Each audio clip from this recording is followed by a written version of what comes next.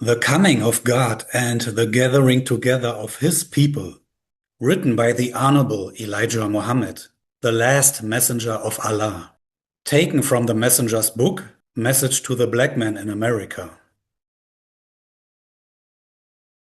Quote, "The prophets have warned us of a time that would come when God would judge the wicked and punish, or rather destroy, the wicked and give the earth over to the rule of a righteous people.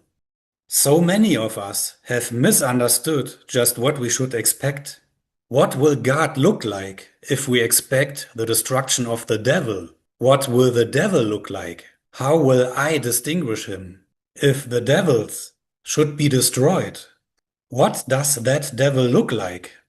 In order not to follow him to his destruction, I must be able to recognize him so that he won't be able to deceive me. What world's end will come? And what is that world that is going to end? Does that include everything that makes up the solar system? The planet Earth? If so, what shall we expect? What kind of solar system will we have after the destruction of the present one? Think over these things. We must get down to the facts so that we can recognize them when they are presented to us. But you never questioned the first teacher. Shouldn't we be fair about this? Let us go after the thing right. If we want to give each teacher justice, we should start with the first one. When Moses began to preach to the Hebrews to make themselves ready to go out to another country that God had promised their fathers on the condition that they believe and obey, here was the reply: "Who made you a judge over us?" Let us question this as they questioned Moses. Why didn't you question Pharaoh? Who made you a judge over us? Question me with facts. If they did not question Pharaoh, why should they question Moses, since Pharaoh didn't say that a God sent him? They should have made Pharaoh answer the question, "Who made you God over us?" They were born under Pharaoh's teaching. Therefore, from their early existence, they believed in Pharaoh, right or wrong. They worshipped Pharaoh's God, and when Moses made himself present, they wanted Moses to give them a good knowledge of who had sent him and made him such a man. If today a Moses were in your midst and he said, "The God of your fathers has sent me, and the government of America has deceived you as to the knowledge of God and has you indirectly worshipping them," wouldn't your reply be the same as the one given to Moses? That is right. You are asking me that. A man questioned me the other day when he said, quote, "You mean to say that you talked to God face to face?" End quote. Where was Moses and what time was that? What did the God have in mind? If no one has gone to heaven or seen the face of God, then all of these prophets are liars. You must think these things over. You have a lot to learn if you understand it. Otherwise, you are still in the dark as to the truth. We are here to know whether God has visited America or whether He is yet to come. The hour can come at any day, because it is prophesied that it will come in an hour that you think not. Naturally, I had expected it to come at a certain day, but the book said you won't know the day or the hour. If all of these signs of His coming are exhausted, and I don't see any end to the world, that is to show me that it could take place at any time. If there is such a thing as a judgment of the world, as you and I believe, if there are signs that will be produced before that particular destruction of the old world, how many signs do you know of today that have not been fulfilled, that must now be fulfilled? If you know one sign that the Bible refers to that has not as yet taken place, point it out to me. Allah came to us from the holy city Mecca, Arabia, in 1930. He used the name Wallace D. Farad, often signing it W.D. Farad. In the third year, 1933, he signed his name W.F. Muhammad. which stands for Wallace Farad Muhammad. He came alone.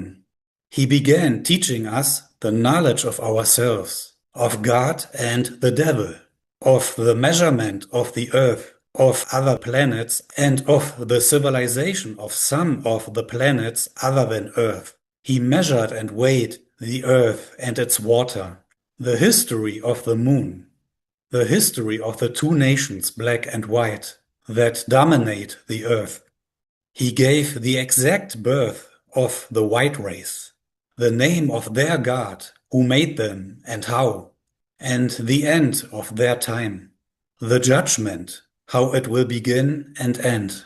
He taught us the truth of how we were made slaves, and how we are kept in slavery by the slave master's children. He declared the doom of America for her evils to us was past due, and that she is number one to be destroyed. Her judgment could not take place until we hear the truth. He declared that we were without the knowledge of self or anyone else, how we had been made blind, deaf, and dumb by this white race of people, and how we must return to our people, our God and his religion of peace, Islam, the religion of the prophets. We must give up the slave names of our slave masters and accept the name of Allah, God, or one of his divine attributes. He also taught us to give up all evil doings and practices and do righteousness or be destroyed from the face of the earth. He taught us that the slave masters had taught us to eat the wrong food, and that this wrong food is the cause of our sickness and short span of life. He declared that he would heal us and set us in heaven at once, if we would submit to him. Otherwise he would chastise us with a severe chastisement until we did submit, and that he was able to force the whole world into submission to his will. He said that he loved us, the so-called Negroes, his lost and found, so well that he would eat rattlesnakes to free us if necessary, for he has power over all things. I asked him, "Who are you and what is your real name?" He said, "I am the one that the world has been expecting for the past 2000 years. I said to him again, "What is your name?" He said, "My name is Mahdi. I am God. I came to guide you into the right path, that you may be successful and see the hereafter." He described the destruction of the world with bombs, poison gas, and finally with fire that would consume and destroy everything of the present world. Nothing of the present world of white mankind would be left. Those escaping the destruction would not be allowed to carry anything out with them. He pointed out a destructive, dreadful-looking plane that is made like a wheel in the sky today. It is a half-mile by a half-mile square. It is a humanly built planet. It is up there and can be seen twice a week. It is no secret. Ezekiel saw it a long time ago. It was built for the purpose of destroying the present world. He also hinted at plaguing the world with rain, snow, hail, and earthquakes. He spoke with authority, not as one who is under authority, but as one independent. He said the world's time was out in 1914, but people could get an extension of time, depending upon their treatment of the righteous. He declared that there can be no judgment until we, the so-called Negroes, hear Islam, whether we accept it or not. This includes the history of the world and a knowledge of God and the devil. He condemned the teachings of God not being a man as a lie from the devils for the past 6,000 years.